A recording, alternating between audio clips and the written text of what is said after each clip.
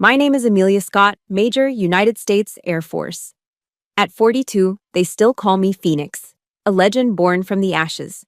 But today, in the briefing room at Vanguard Air Force Base, Colorado, that legend was being treated like a joke. When I walked in, Lieutenant Reeves, a young pilot who could have been my little brother, looked me up and down and smirked. "Sorry, Major, this is the flight squadron briefing. Were you maybe looking for the admin office to make coffee?" A wave of snickers rippled through the room, but the deepest cut came from Lieutenant Colonel Jake Harmon, our commander. He clapped Reeves on the shoulder, laughing. "Now, boys, let's respect our elders. Major Scott used to be one hell of a pilot. Back in the day." He thought this public humiliation would bury me. But he didn't know, he was the reason I was here. And I brought with me a memory he tried to burn to ash 10 years ago. If you have ever been dismissed and cast aside by the very people you trusted most, let me know where you're from. Hit that like button. Because this story is about finding your voice when the whole world wants you to be silent. The briefing room at Vanguard Air Force Base smelled of two things: the acrid, slightly burnt coffee that fuels the Air Force, and testosterone. It was an atmosphere thick with the aggressive confidence of young men who believed they were immortal. Through the large plate glass window, the morning sun cast a brilliant glow on Pikes Peak, its stoic purple majesty a silent rebuke to the pettiness unfolding within these walls. I found a spot along the back wall, my posture ramrod straight, my flight suit crisp. It was a uniform I'd earned the right to wear through thousands of hours in the air and 2 combat tours. To them, it was just a costume on a museum piece. The words from Lieutenant Reeves weren't a surprise, not really. I had seen his type for 2 decades, the swagger that hadn't yet been tempered by fear, the arrogance that mistook experience for obsolescence.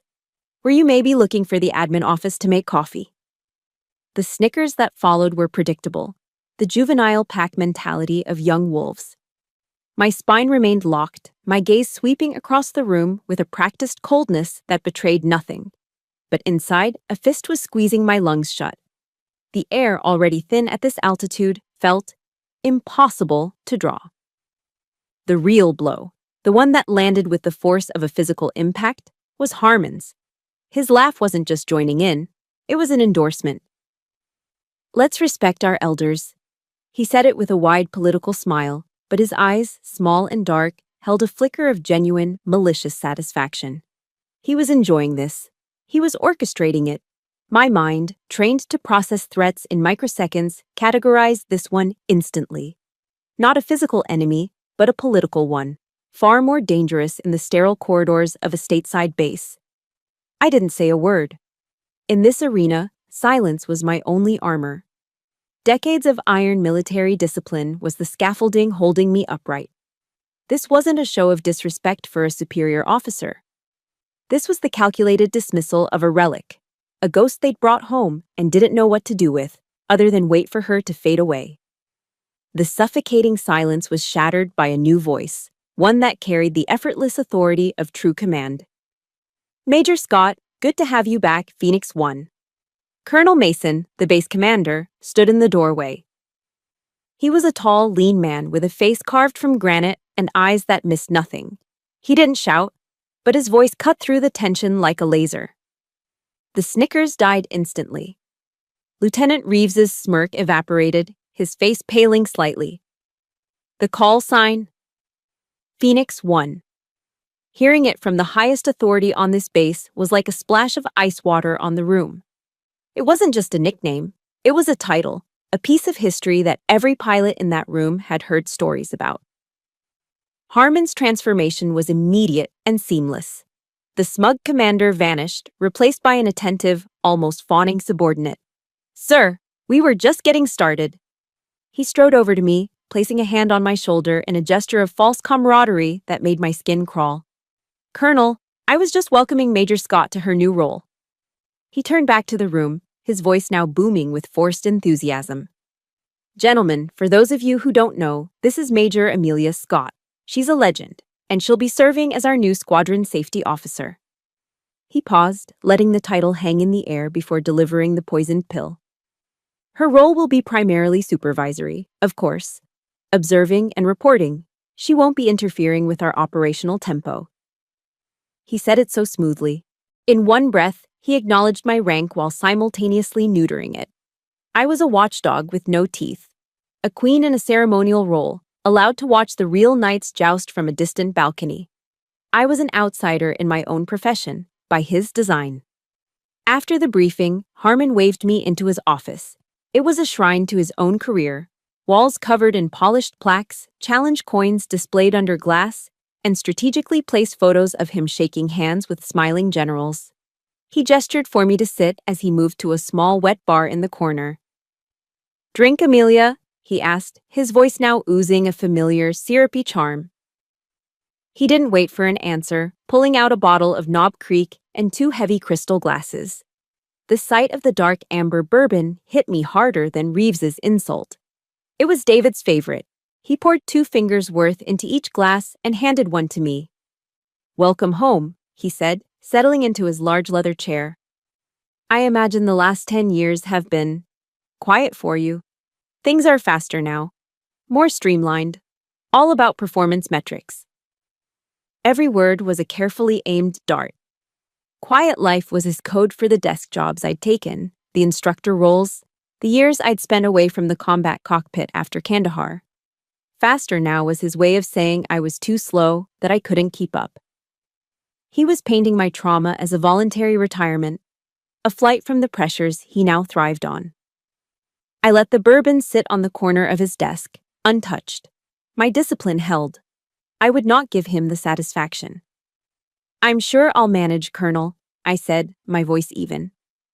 He just smiled, that same satisfied look in his eyes. My temporary office was exactly what I expected.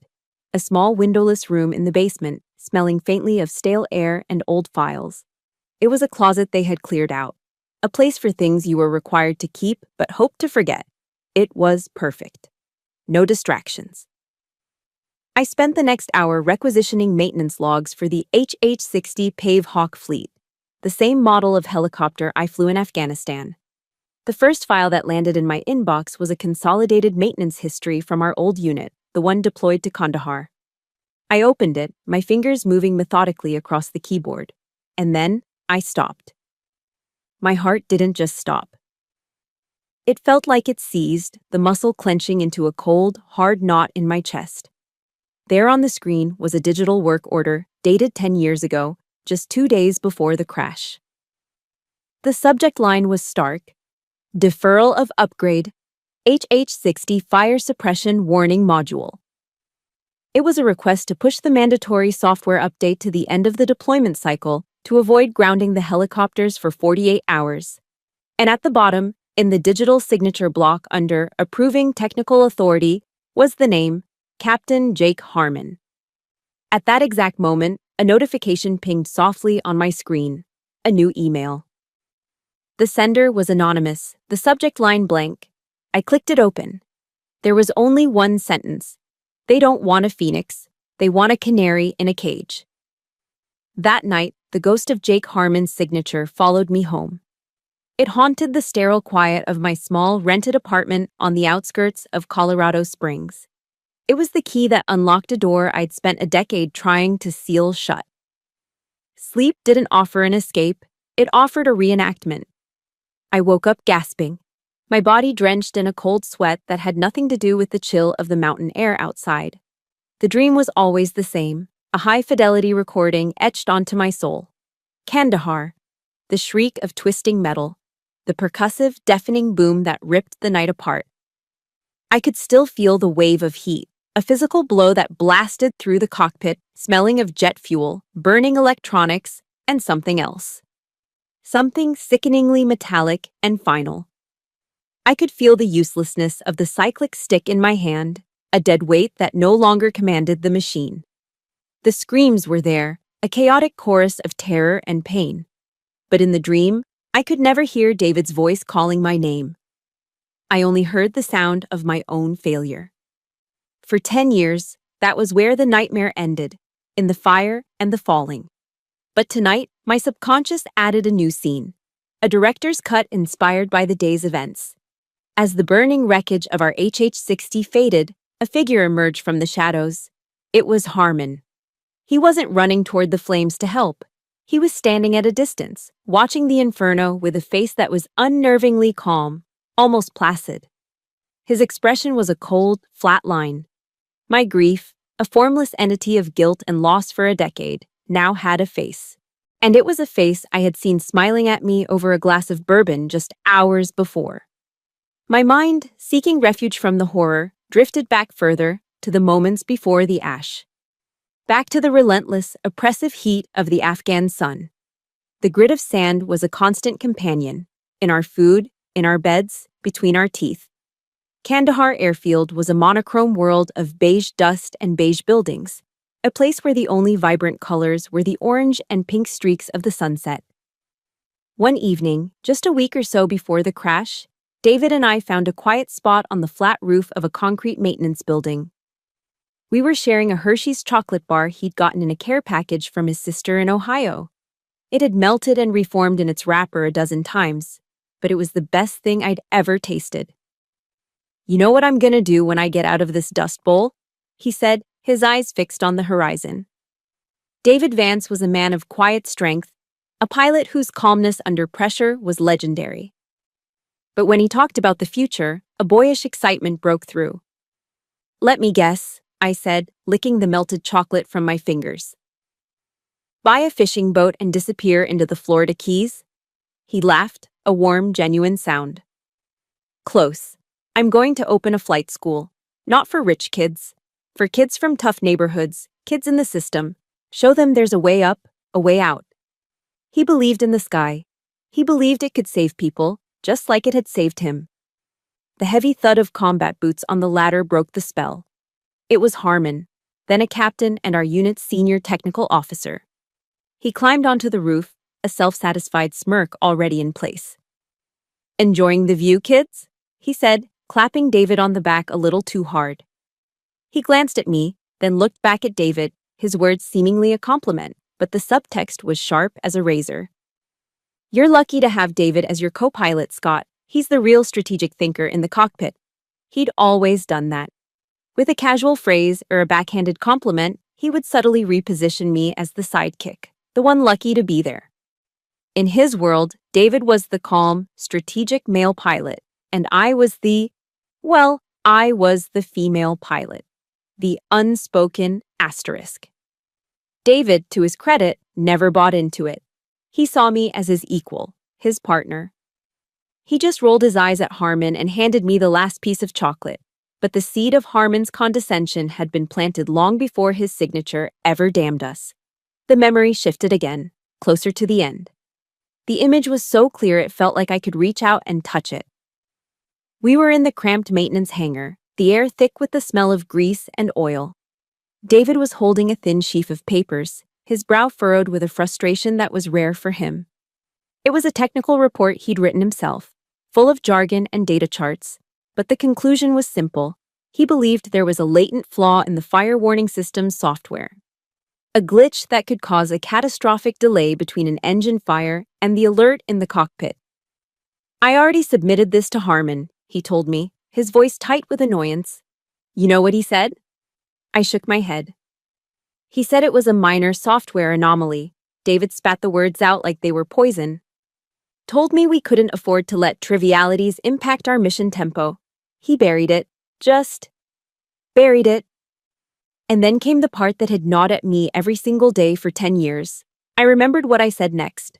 I remembered the exhaustion, the desire for things to just be simple for once. I remembered trusting the chain of command more than I trusted my own partner. "He's the tech expert, David," I had said, trying to be reassuring. "If he's not worried, we shouldn't be. Don't sweat it. Don't sweat it." The regret was a physical thing, a cold weight in the pit of my stomach. I had dismissed his concern. I had sided with the system, with Harmon's smug confidence. I had failed him long before the engine did. Back in the cold darkness of my apartment, I sat up and swung my legs off the bed. I walked over to my duffel bag and pulled out a small, worn leather pouch. Inside was the only thing I had recovered from his personal effects. His dog tags. They were warped and blackened by the fire, the edges melted and smooth. I clenched them in my fist, the metal cool against my sweat-slicked palm. His last words to me echoed in my mind. It was right before that final flight, during our pre-flight checks. I'd been unusually tense, a knot of anxiety in my gut I couldn't explain. He must have seen it on my face. He leaned over and bumped his helmet against mine. "Fire's not the enemy, Amelia," he'd said, his voice calm and steady in my headset. "Fear is. Don't let it make your decisions for you." For 10 years, I had let it. I had let fear and guilt and a soul-crushing sense of survivor's shame make every decision for me. I had retreated into quiet, safe roles. I had allowed the legend of the Phoenix to become just that, a story about someone I used to be. I had stayed silent. But now, sitting in the dark, clutching the last remnant of the best man I ever knew, something shifted. The humiliation in that briefing room, the condescending smile on Harmon's face, and his signature on that digital death warrant, they hadn't buried me. They had acted like a defibrillator, shocking a part of me I thought was long dead back to life. The Phoenix wasn't a myth. It was a promise. And it was time to rise. I wouldn't hide anymore. I would find justice for David, even if I had to burn Harmon's entire world to the ground to get it. The morning after my vow to David, I began my war. But this war wasn't fought with helicopters and missiles. It was fought with paperwork. It was a slow, soul-crushing battle against an enemy far more insidious than any insurgent: military bureaucracy. My objective was simple. I wanted the maintenance and performance logs for the new Skyguard simulation program, the same one Harmon was so proud of. My first request was met with a polite, automated denial. "Access requires squadron commander's signature." Fine. I filled out a new form, citing my authority as squadron safety officer, and routed it to Harmon's office. The response came back 3 days later. "Request denied. Documents classified above your clearance level." A blatant lie. I had one of the highest security clearances on the base. I tried a different approach, requesting anonymized system data instead of specific pilot logs. The answer was different, but the result was the same. System currently undergoing software upgrades. Data unavailable. Harmon had built a fortress of administrative red tape around his squadron, and I was on the outside, throwing pebbles at the walls. The other officers in the command wing started treating me like I was radioactive. Their conversations would stop when I entered the break room. Their eyes held a mixture of pity and annoyance. I was no longer Major Scott, the legendary Phoenix. I was the ghost of Kandahar, the inconvenient woman digging up a past everyone wanted to keep buried. I was a disruption to the smooth, efficient machine Harmon had built, and the machine was closing ranks to protect itself. The isolation was exhausting. My days became a monotonous cycle of submitting forms, being denied, and re-strategizing. My nights were spent alone in my apartment, listening to Brené Brown audiobooks on my phone. Her voice, calm and reassuring, was a lifeline in the silent void. I'd listen to her talk about the power of vulnerability, and one phrase kept replaying in my head. Vulnerability is not weakness. It's our greatest measure of courage. It felt like a foreign concept. In my world, vulnerability was a liability that could get you killed. But here, in this quiet war, maybe it was the only weapon I had left. A week into my paper-pushing campaign, I was assigned to supervise a simulation run for Lieutenant Reeves.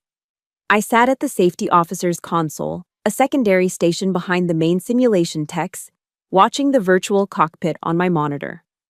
Reeves was flying a complex mountain rescue scenario. For all his arrogance, the kid could fly. He was smooth, precise. And then I saw it. A flicker on my diagnostic screen that wasn't part of the scenario. The engine temperature for the virtual HH-60 was climbing, slowly at first, then rapidly. It was an impossible rate of increase, a clear indicator of a catastrophic oil leak. But on the main cockpit display in front of Reeves, the warning light remained dark. My blood ran cold. It was happening again. The same sequence, the same failure to warn. My hand shot out and slapped the emergency stop button. The simulation froze. The roar of the virtual rotors died, plunging the room into an abrupt, confusing silence. Reeves ripped his helmet off, his face flushed with anger. "What the hell, Major? I was in the middle of a critical maneuver. Before I could answer, Harmon was there, appearing as if from nowhere. He glanced at my screen, then at the main display, his face a mask of bored indifference. "Just a minor software bug, Lieutenant," he said, his voice calm and dismissive. "Reset the scenario and continue." "Sir," I said, standing up, my own voice tight but controlled. That wasn't a bug. The engine was overheating. The warning system failed to activate. Harmon turned to look at me, and his eyes were like chips of ice. He wasn't speaking to me as a fellow officer. He was speaking down to a hysterical patient. "Major, let's not let our personal history cast a shadow on the training of these young men." He leaned in, lowering his voice just enough so only I and the techs nearby could hear. "Don't let your ghosts fly the simulator." It was a public execution of my credibility. He had taken my deepest trauma and twisted it into a weapon, using it to paint me as unstable, unreliable. He dismissed my professional judgment as a symptom of PTSD in front of the very pilots I was supposed to protect. I saw the look in their eyes change from confusion to a kind of smug understanding. "Oh, that's what this is. The old pilot who cracked." I just stood there, my jaw clenched, the silence my only defense. That evening, I couldn't face the thought of my empty apartment. I drove to a small, all-American diner just off the highway, the kind with cracked red vinyl booths and a jukebox that probably still played Elvis. I ordered the meatloaf special. It came out dry and overcooked, sitting in a pool of greasy gravy, but I barely noticed. I was just pushing the food around my plate, the scene from the simulator replaying in my head. I felt utterly alone, completely defeated. "Major Scott?" The voice was so quiet I barely heard it. I looked up. It was Airman First Class Kara Goyan, one of the young simulation technicians. She couldn't have been more than 20, with wide, nervous eyes and hands that fidgeted with the hem of her uniform. "At ease, Airman," I said, my voice hoarse. She swallowed hard, glancing around the diner as if expecting Harmon to materialize from the kitchen. "Ma'am," she whispered, leaning closer. "What happened today?" "In the sim. It wasn't a software bug." I froze, my fork halfway to my mouth. "Someone overrode the warning thresholds," she said, the words tumbling out in a rush. "They're coded to trigger much later, to make the simulations run smoother, I guess." Before I could ask another question, she straightened up, her face pale with fear. "I have to go." She turned and practically fled from the diner, leaving me staring after her. My gaze fell to the table. She had left her paper napkin behind. I picked it up. It felt heavy. Tucked inside the folds was a tiny black flash drive, a silent act of rebellion. If you've ever been in a position where you saw something wrong and a younger colleague, someone with everything to lose, was the one who bravely stepped up, I want you to hit that like button for them. Let's show some support for the quiet courage that holds the world together. And in the comments, just type the word courage if you believe one small act can change everything. Back in my apartment, I plugged the USB into my personal laptop. It was a risk, but I had to know. The drive contained a handful of files, raw system logs, lines of code, and a time-stamped event journal from the simulation. It was all there, clear as day. A manual override of the safety parameters logged under an administrator's account just minutes before the simulation began. Kara had given me the smoking gun.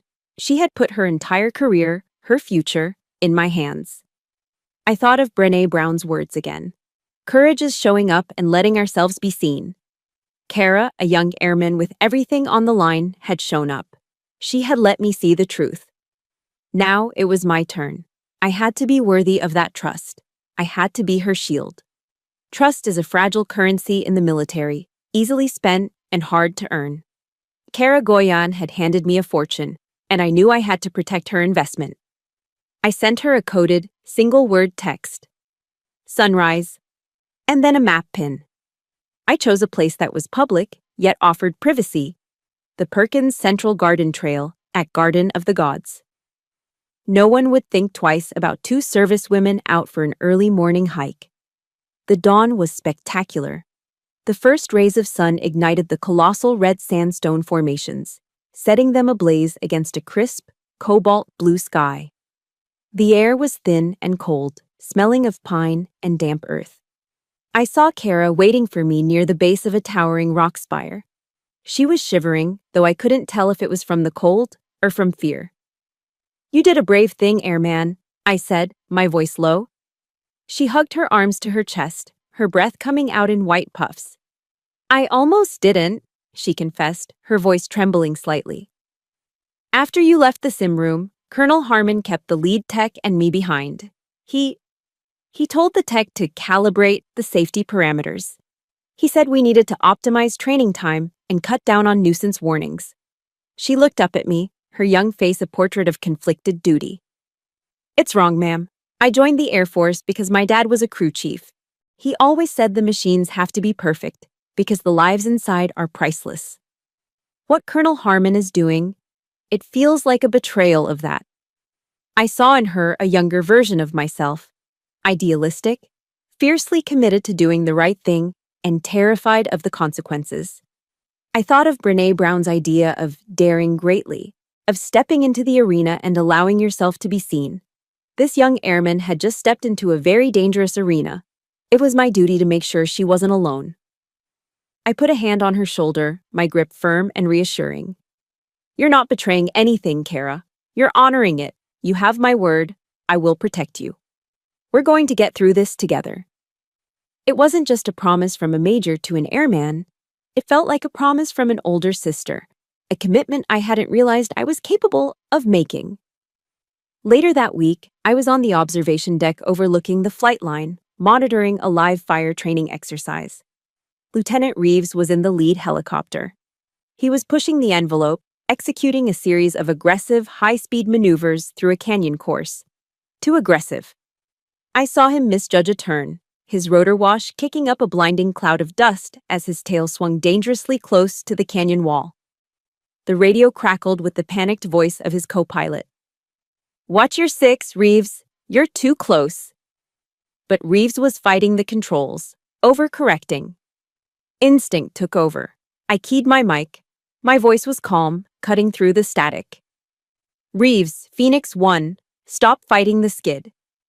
Ease off the collective, nose down 5 degrees. Let the aircraft stabilize itself." There was a moment of silence on the radio. He could have ignored me. He could have told the old relic on the ground to stay out of it. He didn't. I watched on the monitor as he followed the instructions precisely. The helicopter settled, the wobble disappeared, and he smoothly exited the canyon. When his team landed, Reeves climbed out of the cockpit, his face pale under his helmet. He walked past the ground crew, his path taking him right by me. He didn't say a word. He didn't even make eye contact. But as he passed, he gave a short, almost imperceptible nod. It wasn't an apology, and it wasn't gratitude. It was something else. A flicker of respect. A crack in the wall of his prejudice. It was a start. That night, I was standing in my kitchen, about to grill a piece of chicken for a lonely dinner of one. My meal prep was Spartan and efficient. A 6-ounce chicken breast and a cup of steamed broccoli. The doorbell rang, a sound so unexpected it made me jump. I opened the door to find Kara Goyan standing there, shifting nervously from foot to foot. In her hands, she held a large, greasy, gloriously fragrant box from Pizza Hut. A 2-liter bottle of Coke was tucked under her other arm. She stammered, holding the box out like an offering. "I just thought, maybe you shouldn't have to eat dinner by yourself, Major." My throat tightened. For a moment, I couldn't speak. A simple act of kindness, of human connection, felt so overwhelming it nearly brought me to my knees. "Come in, Kara," I finally managed to say. We didn't bother with plates. We sat on the floor of my sparsely furnished living room, cross-legged, leaning against the couch. We ate pepperoni pizza straight from the box and drank Coke from red plastic cups. She told me about her family back in Michigan, about how she'd joined the Air Force to pay for college and make her dad proud. And for the first time in 10 years, I found myself talking about David. Not about the crash, but about him. About his terrible jokes, his obsession with the Chicago Cubs, and his dream of opening a flight school. We were an unlikely pair, a 42-year-old major with more ghosts than furniture, and a 20-year-old airman with a dangerous secret. But in that small apartment, surrounded by the smell of cheap pizza, we had formed a temporary family, a tiny alliance held together by courage and mutual respect. It was a warmth I hadn't felt in a very long time. The warmth didn't last. The next morning, I walked out to the parking lot and found my Ford F-150 tilted at a strange angle. I got closer, and my stomach dropped. All four tires had been slashed, the rubber sliced open with deep, vicious gashes. There was no note. There were no witnesses. But the message was as clear as a direct order. Harmon knew. He knew I was digging, and he was done with subtle warnings and office politics. This was an escalation. This was a threat. I stood there in the cold morning air, looking at the violation of my property, my personal space, but I didn't feel fear. I felt a strange, cold clarity. The fire he was trying to extinguish inside me, the one Kara's courage had helped reignite, was now burning hotter than ever. He thought this would scare me off. He had no idea what he had just unleashed. The summons came the next morning, not as a polite email or a phone call, but as a young, stone-faced airman appearing at my basement office door. "Major Scott, Lieutenant Colonel Harmon wants to see you in his office. Immediately." There was no room for discussion. This wasn't a request, it was a command. Walking into Harmon's office felt like stepping into a courtroom where the verdict had already been decided. He was seated behind a massive oak desk that looked like it had been carved from a fallen giant. The desk, and the entire room, was his fortress. The walls were a calculated display of power, framed degrees, medals gleaming in shadow boxes, and a dozen photos of him smiling alongside powerful men with stars on their collars. He was the king on his throne, and I was the subject being called to account. He gestured to the chair opposite him, a warm, disarming smile on his face. This was the first stage of his attack, the classic psychological tactic of a predator. Lull the prey into a false sense of security. "Amelia, have a seat," he said, his voice smooth as silk. "How are you settling in? I hope the incident with your vehicle wasn't too much of an inconvenience. Vandals, you know." "Terrible." He feigned concern, but his eyes were watching me, gauging my reaction. I gave him nothing. I simply sat, my back straight, my hands folded, calmly in my lap. "I was just reviewing your file again," he continued, leaning back in his chair. "Remarkable career. Truly. Your experience is invaluable to us, which is why I'm a little concerned." This was it, the pivot. He had offered the honey, now came the venom. He slid a thin manila folder across the polished surface of the desk. It stopped a few inches from my hands. I didn't need to open it. I knew what it was. The letterhead was from the Walter Reed National Military Medical Center. It was my psychological evaluation from 10 years ago, the one that detailed every nightmare, every panic attack, every raw nerve exposed after the crash. "I know what you've been through, Amelia," he said, his voice dripping with a thick, artificial sympathy that made my stomach turn. "Post-traumatic stress is a hell of a thing, a terrible thing. It can make us see connections that aren't there, threats that don't exist."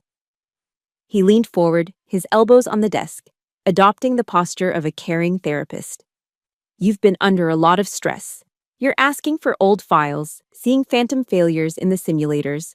Maybe you're letting your emotions cloud your judgment. It happens to the best of us."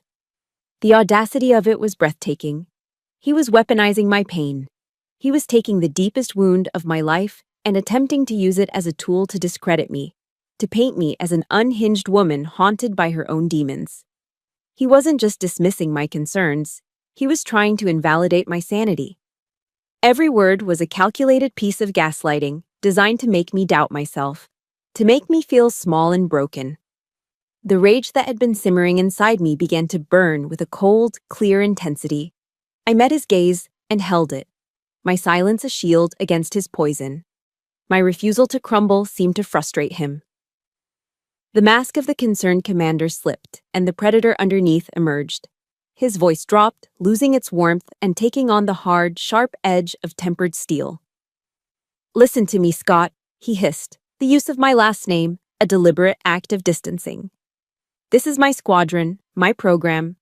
You do your paperwork, you fill your square, and you stop digging up things that are meant to stay buried. Is that clear? I remained silent, my eyes locked on his. He slammed his hand flat on the desk, the sound cracking through the quiet office like a gunshot. David is dead. It was a tragedy, an accident. Accept it. Don't make me bury your career right alongside his memory. There it was, the explicit threat. He was holding my entire life's work hostage. He would use that file, twist its clinical language into a narrative of instability, and have me medically discharged. He would strip me of my rank, my honor, my very identity as a soldier. He was threatening to take the one thing I had left. The name, Phoenix, would be reduced to a cautionary tale about a pilot who couldn't handle the pressure. He would erase me. Something inside me snapped, not in a loud, explosive way, but in a quiet, profound shift of tectonic plates. The fear, the guilt, the decade of self-doubt, it all fell away, burned to ash by the sheer force of his malice. All that was left was a core of pure, unyielding resolve. A verse I hadn't thought of since I was a child in a Midwest church pew rose in my mind, clear as a bell. Yea, though I walk through the valley of the shadow of death, I will fear no evil. I slowly rose to my feet, not breaking eye contact. The act of standing shifted the power dynamic in the room. Now I was looking down at him. You're wrong about one thing, Colonel, I said. My voice was quiet, but it carried an authority that made him flinch. It was the voice of a commander, not a victim. I wasn't buried in the ashes of Kandahar, I continued, each word carefully chosen, precise. I was forged in them. I was reborn. And this time, I will not let you, or anyone else, light the match. I let the words hang in the air for a beat, watching the shock and fury bloom on his face. You can walk through your own valley of shadows, Harmon, I said. But I will not be afraid. I turned my back on him, the ultimate dismissal, and walked out of his office, my steps even and measured. I didn't look back. I didn't need to. The war was no longer a quiet one. The battle had been declared. The day of Lieutenant Reeves's final check ride felt less like an evaluation and more like a coronation. The control room for the advanced simulator was packed. Harmon was there, of course, along with several other senior officers, all gathered to witness the success of his prized pilot and his cutting-edge training program. I was relegated to the safety officer's console in the corner, a designated observer with no official input. My presence was a formality, a box to be checked. Harmon was in his element, holding court. He stood behind Reeves's chair, a hand on the young pilot's shoulder, projecting an aura of smug satisfaction. Reeves, fueled by this confidence, was flawless. He moved through the initial scenarios: in-flight refueling, low-altitude troop insertion, bad weather navigation. With a fluid, almost arrogant grace. From the corner of my eye, I could see Harmon glance in my direction every few minutes, a triumphant smirk playing on his lips. His expression was clear. See? My system is perfect. You and your ghosts are irrelevant. The air in the room was thick with a self-congratulatory confidence that made my skin prickle. Then, the final scenario initiated. The words flashed on the instructor's screen. Dual engine fire on takeoff. It's one of the worst-case scenarios a pilot can face. A catastrophic failure at the most vulnerable moment. In the simulator, a sudden jolt shook the cockpit.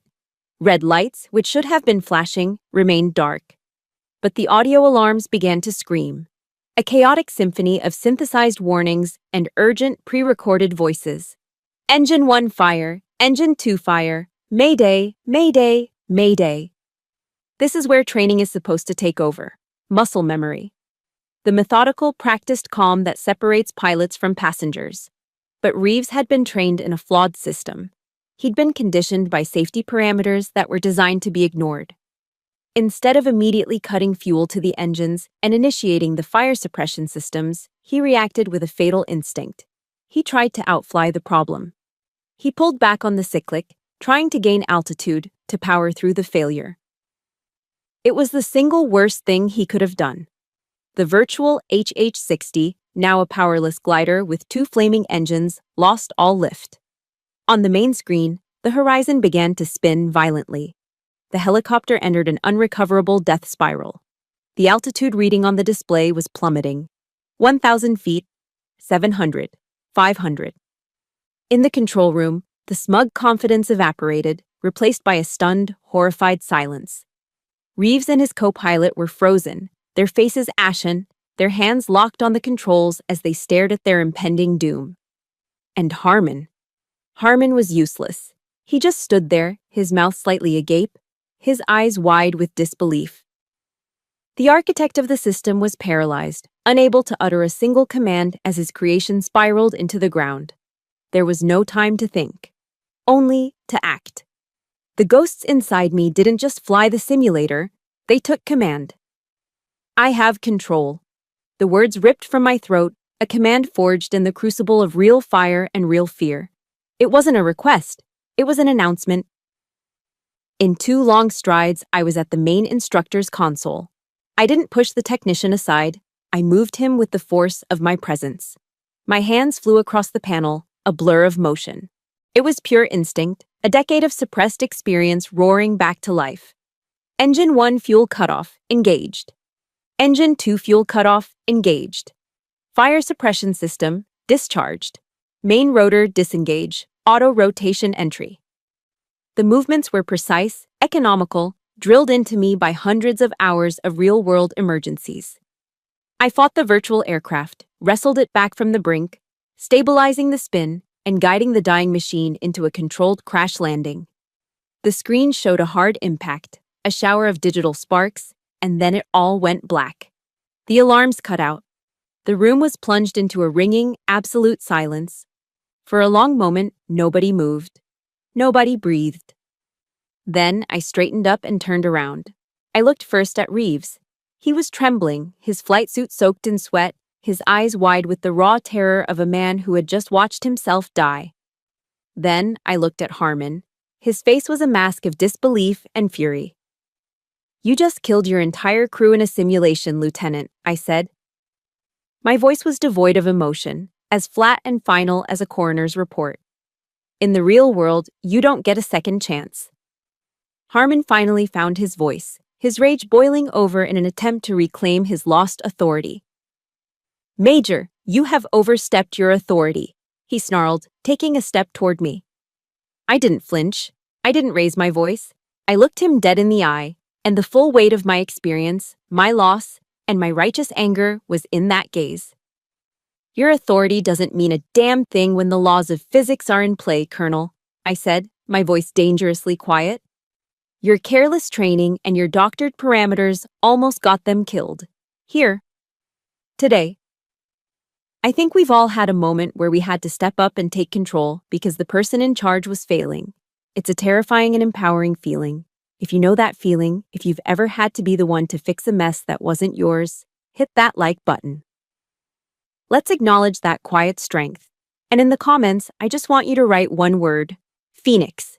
Because sometimes you have to rise up and take command. I let my eyes sweep across the faces of the other senior officers who were now staring at Harmon, then back at me, a new understanding dawning in their expressions. The silence in the room was my closing argument. I was no longer the observer, I was the judge. In combat, you learn about something called the OODA loop. Observe, orient, decide, act. It's a process for making critical decisions under fire. For the last 10 years, I had been stuck, endlessly observing my own grief. But after the simulator incident, the loop was finally re-engaged. I was no longer just reacting. I was planning. Observe. Harmon made his first critical mistake less than an hour after the failed check ride. An official memo was circulated stating that the simulator room was being sealed for unscheduled diagnostics. He then formally declared that the system logs from the test had been corrupted by a random data glitch. It was a clumsy, arrogant attempt at a cover-up. He assumed his authority was enough to make the problem disappear. Orient. That evening, Kara met me in a darkened corner of the base library. She didn't say a word, just slid a slim, black external hard drive across the table. I had a feeling he'd try to wipe it, she whispered, her eyes darting around the empty room. I enabled the remote backup protocol the second you hit the emergency stop. It's all there, ma'am. The entire session, every keystroke, including the admin command to delete the primary log file, time-stamped 5 minutes after the room was cleared. Harmon's cover-up had just become my Exhibit A. The next day, I got a text from an unknown number. Fallen Firefighter Memorial, noon, Reeves. The memorial in Colorado Springs is a solemn, quiet place. Bronze statues of firefighters stand frozen in acts of heroism, a permanent tribute to those who run toward the flames. The air is heavy with respect and remembrance. It was the perfect place for a confession. I found Reeves standing before a granite wall etched with the names of the fallen. He looked like he hadn't slept. The swagger was gone, replaced by a deep, weary shame. He didn't look at me when he spoke. I was wrong, Major, he said, his voice quiet and rough. Everything I thought, everything they said about you. I was a damn fool. He finally turned to face me, and his eyes were filled with a humility that only a near-death experience can teach. You saved my life yesterday. I saw my own name on a wall just like this one. He took a deep breath. Harmon called me into his office last night. He had a prepared statement for me to sign. It said the crash was caused by a sudden and unpredictable system malfunction. He wanted me to be his star witness, to lie for him. What did you do? I asked. I told him I wouldn't, Reeves said, a flicker of his old defiance returning. I told him I would only report what actually happened, that his training was flawed, and your intervention was the only reason I'm still standing here. He had just signed up for the fight. He was no longer just a pilot, he was now my star witness. Decide. That night, armed with Kara's hard drive and Reeves's testimony, my course of action was clear. Harmon's current negligence was proven. But to dismantle his career, I needed to connect it to the past. I had to prove this wasn't a recent mistake, but a pattern of behavior. I needed to find David's ghost in the machine. Kara and I turned my small apartment into a digital forensics lab. Fueled by coffee and the pizza she'd brought over, we spent the entire night digging through the massive, labyrinthine archives of the Air Force Maintenance Database. Using my old security credentials, which thankfully were still active, we began the search. It was like looking for a single grain of sand on a vast beach. We searched for Harmon's name, for our old unit number, for any maintenance reports on HH-60s in the Kandahar sector during our deployment. For hours, we found nothing but dead ends and redacted files. Then, around 3 a.m., I had an idea. I stopped searching for the problem and started searching for the solution. I typed in a new set of keywords: Vance, D, and fire suppression analysis. The system churned for a moment, and then a single file appeared on the screen. It was an old technical report, buried under layers of administrative archiving. My heart hammered against my ribs. The title read, Vulnerability Analysis of the HH-60 Fire Warning Module. The author, Captain David Vance. And at the bottom of the first page, 2 stark, brutal words in a digital stamp. Status, denied, denying. Officer, Captain Jake Harmon. We had found it. The smoking gun. David's voice, preserved in the cold, precise language of a technical report, reaching out across a decade of silence. It was the irrefutable proof that Harmon knew. He had known there was a risk, and he had buried it to protect his mission tempo. He had traded David's life for a clean progress report. Act. The next afternoon, I saw Harmon walking across the main parade ground, chatting amiably with another officer. The time for hiding was over. The time for fear was over. I changed my path to intercept him. He saw me coming, and his easy smile tightened. He dismissed the other officer and stood waiting for me, his arms crossed, a look of defiant arrogance on his face. This wasn't his office. He had no desk to hide behind. Here, we were just 2 officers on a patch of open ground. I stopped a few feet from him. I didn't raise my voice. I didn't show him the hard drive or the printout of the report. I gave him just one simple sentence, delivered with the cold weight of absolute certainty. I found David's report. For a split second, the mask of the confident commander disintegrated. I saw raw, undiluted panic in his eyes. His face went pale. The change was so fast it was almost imperceptible, but I saw it. He recovered quickly, his expression hardening into a venomous sneer. The pretense was gone. "You have no idea who you're messing with, Scott," he hissed, his voice a low, dangerous growl. "I will destroy you. I will tear you down until there is nothing left." I looked at this man, this hollow shell of ambition and deceit, and I felt nothing but a profound, cold pity. The fire he was threatening me with was the same fire I'd been living in for 10 years. "You can't destroy something that's been forged in fire, Harmon," I replied, my voice calm and steady. He had no power over me anymore. "This is over." After my final confrontation with Harmon, I laid all my cards on the table. I went directly to Colonel Mason, presented him with the hard drive, Reeves's statement, and a copy of David's decade-old report. An official inquiry was launched. The hearing was scheduled for the following week. The night before the hearing, the fire alarms across the base erupted in a deafening, high-pitched scream. My heart seized. I threw on my boots and ran outside. A sickening orange glow was pulsing against the night sky, coming from the direction of the main hangar complex, the hangar that housed the simulators. When I got there, it was chaos. Fire trucks were screaming across the tarmac, people were shouting, and thick black smoke was pouring from the hangar doors. Then, I heard a cry that cut through the noise.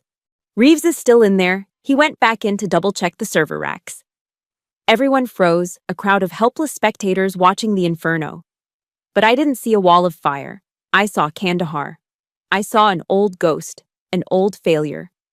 And I knew, with absolute certainty, that I would not let it happen again.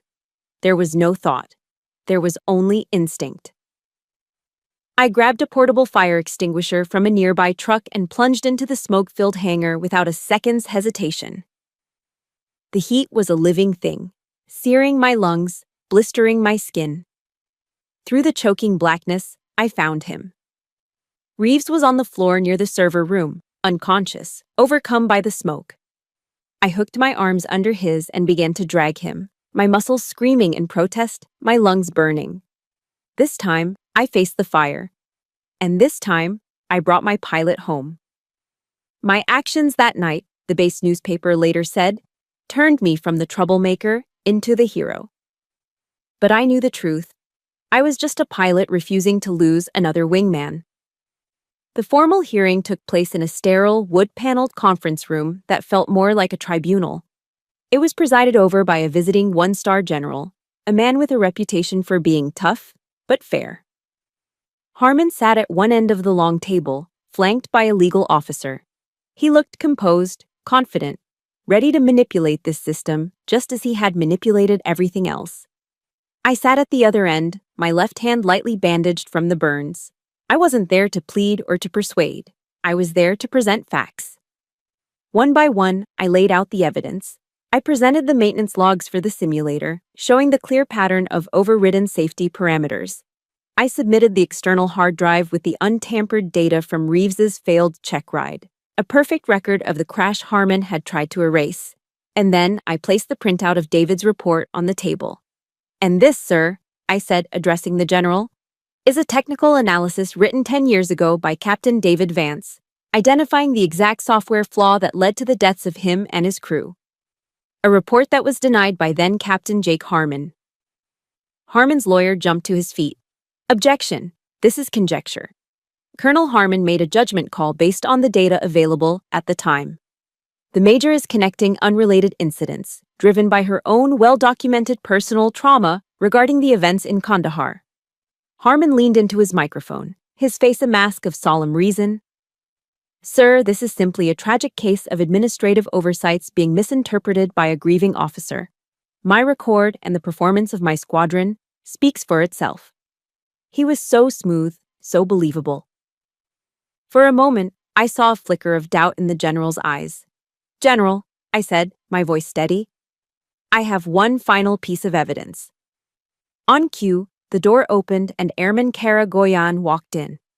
She was now under official witness protection and carried herself with a new, quiet confidence. In her hands was the simulator's black box recorder, recovered intact from the fire. "Airman Goyan," Please present the item to the general. Kara placed the hardened steel box on the table. Sir, she said, her voice clear. In recovering the primary data, I found a corrupted audio file in an archived log from our unit's time in Kandahar. I was able to restore it. My heart was pounding. This was it. David's last stand. The file appears to be a voice note left by Captain Vance for Captain Harmon on the internal maintenance comms channel, logged the day before the crash. With your permission, sir, I'd like to play it. The general nodded. Proceed. I hit play on the laptop connected to the room's speakers. A crackle of static filled the room, and then his voice, David's voice, clear and strong and alive, echoing across a decade of silence. Jake, it's Vance. I'm looking at this fire suppression module again. The diagnostic is still flagging it. This isn't a glitch, man. There's a real problem here. If we keep flying without addressing this, and something happens, we're not just negligent. We're complicit. Call me back. The room was utterly silent. It was a voice from the grave, a direct, irrefutable accusation. The color drained from Harmon's face. He looked like he'd been shot. The calm, confident facade crumbled into a mask of pure, abject panic. And then, the door at the back of the room opened again. Lieutenant Reeves walked in, his arm in a sling, a bandage on his forehead. He walked to the center of the room, came to attention, and rendered a sharp salute, not to the general, but to me. Sir, Reeves said, turning to the general, I am here to state for the record that Lieutenant Colonel Harmon personally ordered me to sign a false statement regarding the cause of my simulator crash. I refused then, and I am here now to tell the truth. It was over. The lies had completely unraveled. The voice from the past and the testimony of the present formed an inescapable cage of truth around Jake Harmon. The general stood up slowly. He stared at Harmon, and his eyes held a look of such profound contempt that it seemed to physically shrink the man in his chair. He didn't even speak to him. He turned his gaze to me, and the hardness in his expression softened. Major Scott, he said, his voice resonating with authority and something else. Respect. Welcome back, Phoenix. The sky needs pilots like you. Justice had been served. The weeks following the hearing were a blur of official proceedings and quiet congratulations. The adrenaline of the fight faded, leaving behind a strange, hollow calm. Victory, I discovered, was much quieter than the battle. 3 months later, the final judgment came down. Jake Harmon was found guilty on multiple counts, including dereliction of duty and conduct unbecoming an officer. He was stripped of his rank and dishonorably discharged. The day of his court-martial, I didn't go. I had no desire to witness his downfall. My victory wasn't seeing him broken, it was seeing the truth acknowledged. His fate was just a footnote. The good guys won, too. Kara was promoted to senior airman ahead of schedule and awarded the Air Force Commendation Medal for her integrity and courage. She was transferred to a top-tier cyber warfare unit, her talents finally recognized. Reeves, after recovering from his minor injuries, returned to flight duty a different man. The arrogance was gone, replaced by a quiet humility and a fierce dedication to his craft. He would stop by my office sometimes just to talk, not about the past, but about the future of flight safety. A fragile, respectful friendship began to grow. Then came the offer from Washington. The top brass, eager to turn a public relations disaster into a story of heroism, offered me a prestigious position at the Pentagon. It was a fast track to a full colonelcy, a corner office, a comfortable and powerful end to a turbulent career. It was the dream of so many officers. I thought about it for a week. I pictured the polished hallways, the endless meetings, the political games played far from the smell of jet fuel and the roar of engines. I had seen the system from the inside, seen how men like Harmon could thrive in the shadows of bureaucracy. I knew that real change didn't happen in those sanitized, powerful offices. It happened on the flight line. It happened in the briefing rooms. It happened in the hearts of young pilots. I respectfully declined the Pentagon's offer. Instead, I made a counter-proposal, a bold one. I asked for command of the training squadron at Vanguard. I asked for the authority to tear down Harmon's flawed program and rebuild it from the ground up. based on the principles of integrity, transparency, and the hard-won lessons of the past. To my surprise, they agreed. One cool evening, as the sun began to set behind the Rockies, I drove to the cemetery at the Air Force Academy. David's grave was on a gentle slope, marked by a simple, elegant white headstone. I had avoided this place for a decade. It felt too final, too quiet. But now it just felt peaceful. I sat on the grass beside the cold stone, the silence broken only by the whisper of the wind through the ponderosa pines. I didn't cry. The time for tears was long past. I just sat there and talked to him, my voice a low murmur. I told him about Harmon, about the simulator, about Kara and Reeves. I told him how his voice, his words from a decade ago, had been the key that unlocked everything. "I did it, David," I whispered, my fingers tracing the letters of his name carved into the marble. I finally stopped letting fear make my decisions for me. From the leather pouch I always carried, I took out his burnt dog tags. For 10 years, they had been a physical weight in my pocket, a constant heavy reminder of my failure. I gently placed them on top of his headstone, a final offering. But as I pulled my hand back, my fingers hesitated. I picked them up again. The metal felt different in my palm. It wasn't a burden anymore. It was a part of me.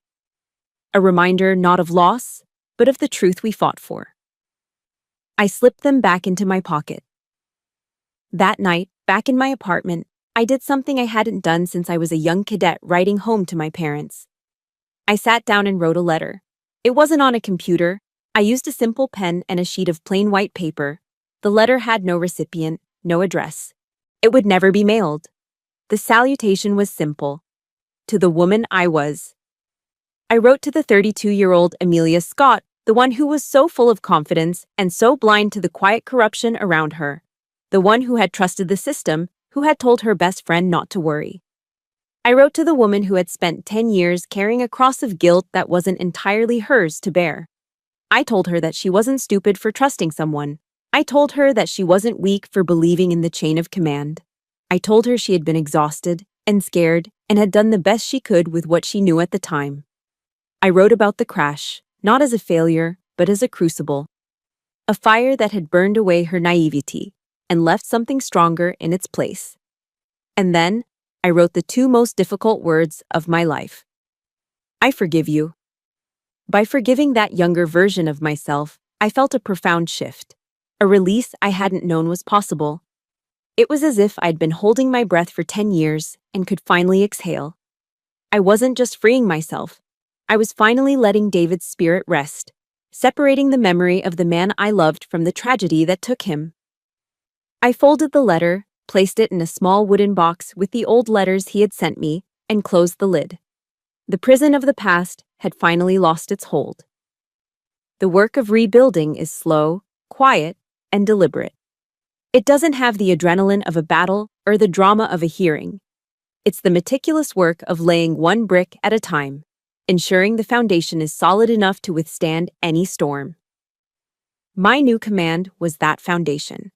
We called the new training curriculum the Phoenix Directive. It was more than just a syllabus. It was a philosophy. We still taught the advanced flight mechanics, the emergency procedures, the hard skills that keep you alive at 500 feet. But woven into every lesson was a focus on the things Harmon's program had ignored: integrity, accountability, and the brutal honesty of crisis decision-making. We created scenarios where the right choice wasn't the easy one, where admitting a mistake was valued more than feigning perfection. We taught our pilots that the most important instrument in the cockpit wasn't on the control panel. It was their own moral compass. Kara, before she left for her new post, volunteered her time to help me design the new simulation protocols. She built in safeguards and transparent logging systems that made it impossible for anyone to ever manipulate the data again. And the first student to enroll in the pilot course, the first to test the new system, was Lieutenant Reeves. He wasn't just a student, he was a testament to the program's purpose. He was living proof that we could learn, that we could change, that we could be better. We weren't just training pilots anymore. We were forging leaders who understood that courage wasn't the absence of fear, but the choice to do the right thing in spite of it.